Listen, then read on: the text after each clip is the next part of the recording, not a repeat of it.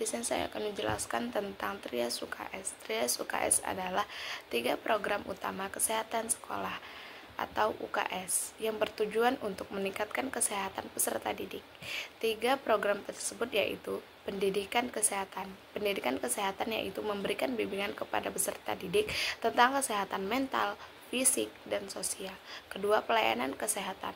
Pelayanan kesehatan merupakan kegiatan promotif dan preventif untuk meningkatkan pelayanan kesehatan sekolah. Yang ketiga, pembinaan lingkungan sekolah. Pembinaan lingkungan sekolah yaitu menciptakan lingkungan sehat di sekolah, baik secara fisik maupun non-fisik. Sekian, terima kasih.